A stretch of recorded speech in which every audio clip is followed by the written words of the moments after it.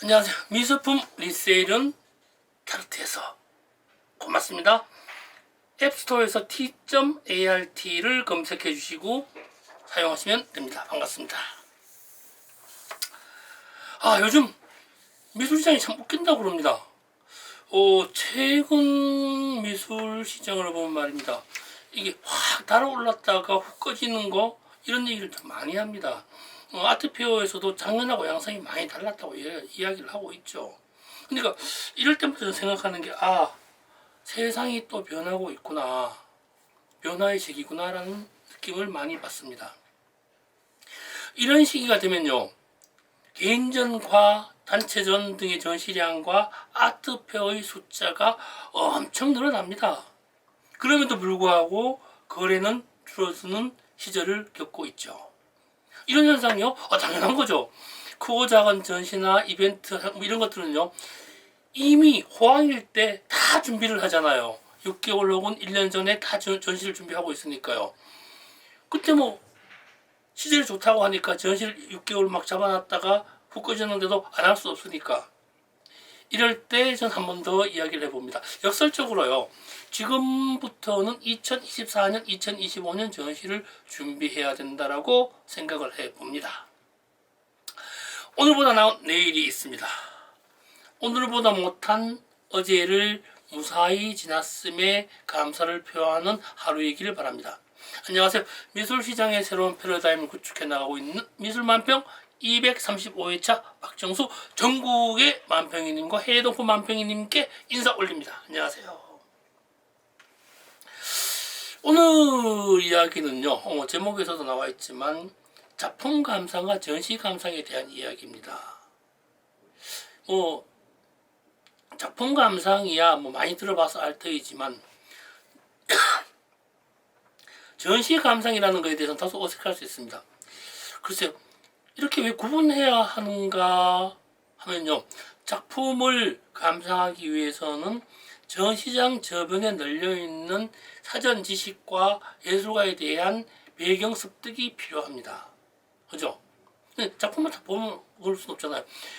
왜 이런 전시를 하게 되었는가부터 기획 의도, 동선의 배치, 그리고 하필이면 지금 왜 현재 2023년에 하필이면 이러한 전시를 왜 만들었는가에 대한 이야기들을 사전 이해하고 넘어가는 것이 작품 감상에 상당한 도움이 됩니다.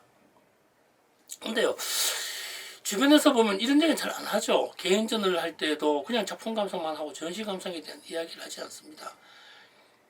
개인전을 할 때 이 작가는 어떠한 입장에서 이번 전시를 하게 되었고 앞으로 연구 과제는 무엇이다라고 하는 이러한 전시 설명이 필요합니다. 근데 막연히 말하라고 이야기를 하죠.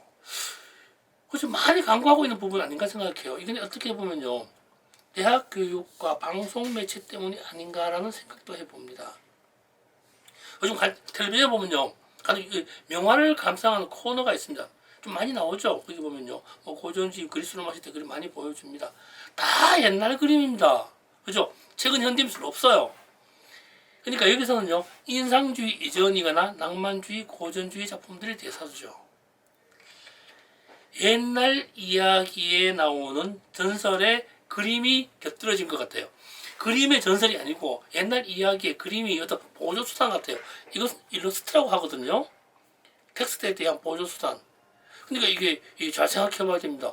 명화를 중심으로 해가지고 이야기가 들어오는 게 아니고 옛 신화를 중심에 이런 그림이 그려졌다라고 이야기하면 말이 안 되는 거 아니에요. 방송이니까 재밌어야 한다는 거 감안한다 치더라도 그냥 옛날 이야기만 하는 게 좀 마음에 들지 않습니다. 그래서 어쩌란 말이죠. 옛날 얘기해서 어쩌라고요. 이러한 영화 감상이 현대미술 감상에 보탬이 될까요? 글쎄요, 좀 갸우뚱해 봅니다.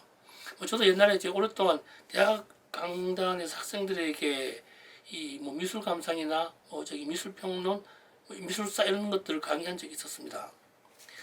그때 저는 이런 부분에 대한 이야기가 있죠. 나름 생각이 있어서 인상주의 이후에 제작된 미술품에 대해서 이야기를 주로 했습니다. 그러면서 한마디 더 하죠. 수업 중 학생에게 한마디 더 던집니다. 왜 미술사 공부를 하죠? 이런 얘기 많죠. 지금 또 미술사 공부 많이 할 겁니다. 미술대학에서는요. 그러면요. 대답은 뭐 뻔하죠. 다반지적인 대답이죠.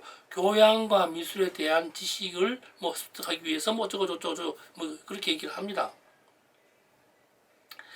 그때마다 저는 저기 농담 반 진담 반 섞어서 이런 얘기하죠. 여러분이 미술사 공부하는 것은 첫 번째 잘난 척하기 위해서 아닌가. 뭐 이런 얘기합니다. 두 번째 전공자로서 잘난 척하기 위해서. 세 번째 잘난 척하기 위해서라고 라는 농담 반 자주 섞인 이야기를 많이 했었습니다. 이러한 미술사 공부가 현재 어떠한 도움이 되고 있는가에 대한 이야기를 해야 되는데 교양과 지식으로는 뭐 요것도 상관없습니다만 진짜로 이러한 것들은 현재 나에게 어떠한 역할을 제공하고 있는가, 어떤 상황을 제공하고 있는가에 대한 이야기를 해야 된다는 것이죠. 다른 말로 하면요. 좀 더 좀 구체적으로 얘기하면 옛날부터 행해진 스토리 구성을 배우는 편이 낫다는 이야기를 합니다. 그림들 보면 그거죠. 뭐 저기 죽음에 대한 것, 연애에 대한 감정, 짜증에 대한 이미지 등등등등 이런 것들이 미술사에 나오는 것들이 이러한 감정이 이렇게 표현되었구나, 이런 포즈구나라고 하는 보탬이 되는 상태의 것을 만들어줘야 현재 나에게 영향을 받게 되는 것이죠. 그냥 막연하게 어느 시대 누구, 뭐 고전주의 누구, 이건 아닌 것 같아요. 뭐 옛날 그림, 그리스 로마 시대 그림, 이건 뭐 이 제우스가 어떻게 했고 뭐 거미가 나오고 백조가 나오고 이런 건 별로, 글쎄요. 배움에는 척도가 없습니다. 배워도 좋습니다만 그게 현재 나에게 어떠한 역할을 제공하고 있는지에 대한 것은 이해하고 공부해야 된다는 것을 제가 말씀드리는 요지입니다. 오늘 이야기는 그거예요. 작품 감상과 이 전시 감상에 대한 이야기를 지금 얘기하고 있는데요. 작품에 대해서만 이야기할 것이 아니라 그것이 만들어진 배경과 탄생, 뭐 주변 이야기를 해야 된다는 이야기를 하고 있습니다. 그러니까 텔레비전에서 옛날 명화를 보고 작품 설명을 막 하다가 보니까요. 전시장이나 갤러리에 찾는 분들이 아주 쉽게 얘기하죠. 야, 이 작품 설명 좀 해줘. 와, 이게 답답하죠. 설명을 해달래요. 작품을 제작한 화가도 잘 모르는데 제가 어떻게 작품을 설명하죠? 작품 설명? 아주 애매합니다. 과거의 사회나 역사나 흔적에 대해서 조명이 되었다면 그 작품에 대한 역사에 대한 고증이 있기 때문에 설명이 가능하지만 지금 컨템포러리 같은 경우는 지금 현재 본인도 모르고 현 동시대에 살고 있는 상태의 것인데 설명하기가 좀 애매합니다. 이걸 달리 제 자신으로 변형시켜서 보면요. 저는 갤러리스트이기 때문에 전시를 기획할 때 전시에 대한 이유와 명분을 가집니다. 그리고 그 이유와 명분에 부합한 화가를 찾아냅니다. 그렇게 될 수밖에 없거든요. 작품이 아니라 개념을 이해하는 예술가를 먼저 선택할 수밖에 없더라고요. 이럴 때는 뭐 앞에 말씀드린 바와 같이 현 시대가 이러하고 세상이 이렇기 때문에 이러이러한 생각하는 화가의 작품이다, 이렇게 설명이 가능해요. 근데 그게 아니라면 참 어렵죠. 작품 계획에 대한 감상은 이러한 전체적 개념 안에서 감상자 스스로 정리하고 결정되어야 한다라고 생각을 합니다. 전시에 대한 감상이 일어나면요, 작품 보기가 훨씬 수월해지지 않을까 생각해 봅니다. 이와 비슷하게 어떤 개별로 있는 딱 한 점만 있는 작품을 감상하고자 한다면 화가의 생각이나 철학 같은 부분을 정도껏 이해해야 될 듯 해봅니다. 그 작품이 역사적 고증이 끝나지 않았고 동시대의 작품이란 말입니다. 전시 기획은요, 큐레이터나 기획자가 하지만 작품 자체는 예술가에게서 제작되어집니다. 근데 이게 창작이라는 것, 새로움이라는 것 하는 것은요, 자기의 사상과 철학과 사회사 안에서 어떻게 그려질지를 모릅니다. 궁금해하는 것이 이미지화 되어질 뿐이기 때문에 본인이 모르고 완성되는 경우가 더 많습니다. 그것을 어떻게 우리 사회에 적용시켜야 대한 문제가 뭐 이제 기획자나 큐레이터나 이런 뭐 평론가들의 역할이 되겠죠. 예술은 어떤 이미지가 무엇이다 라고 이해시키는 영역이 아니라고 봅니다. 물론 과거의 것은 되죠. 재차 말씀드리지만 조명과 검증과 고증이 끝난 것들은 무엇이라고 하면 되지만 제가 말씀드리는 것은 컨템포러리를 이야기합니다. 현재 동시대 예술. 우리가 살고 있는 시대는 무엇이냐라고 검증이 되지 않았는데 그러한 그림들을 보고 이것은 무엇이라고 말하기는 어렵다는 거죠. 그래서 작품 감상이 아니라 전시 감상을 해야 된다는 이야기를 많이 합니다. 예술은요, 무엇처럼 그리는 기술을 주안점으로 삼지 않습니다. 무엇인지 모르지만 무엇과 비슷하게 그랬다는 것도 아닙니다. 근데 이런 부분은 제가 말씀드리지 못하지만 아티스트와 테크니션을 구분하기도 합니다. 좀 모호한 경계이지만 좀 제 나름대로 어떤 잣대를 가지고 구분하고 있기는 합니다. 간혹 화가들이 나무와 집과 산, 들, 강인 풍경을 많이 그려냅니다. 그럼 감상자가 물어보죠. 저 화가는 풍경을 왜 그렸을까요? 그럼 저는 이런 대답밖에 할 수밖에 없어요. 풍경에 등장하는 그것들은 사람들이 잘 알고 있기 때문에 어떤 모양이든 변형을 해도 색이 바뀌어도 그것으로 이해될 수 있지 않기 때문일까요? 라고 대답을 합니다. 근데 이제 창작의 편리성이죠. 독창성의 편리성이고 변화의 편리성 때문에 우리가 알고 있는 기타 등등의 것을 그리지 않는가라는 말을 해보기도 합니다.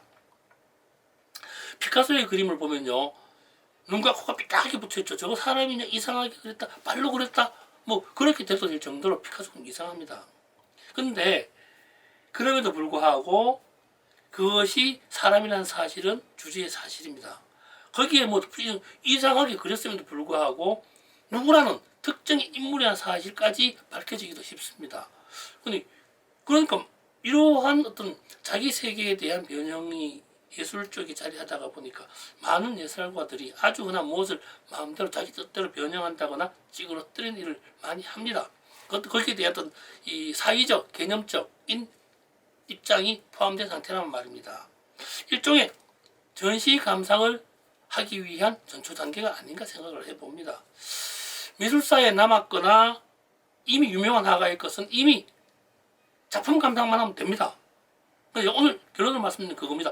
현대미술이라고 하는 여타의 작품들은 작품보다 전시 감상이 우선되어야 되지 않을까라는 이야기를 해보면서 이번 주엔 전시 감상을 한번 해보면 어떨까요? 물론 바라보시는 분 의지대로 테크니션과 아티스트는 구분해보는 하나의 방식도 찾아보는 것이 좋을 것 같습니다. 네, 고맙습니다.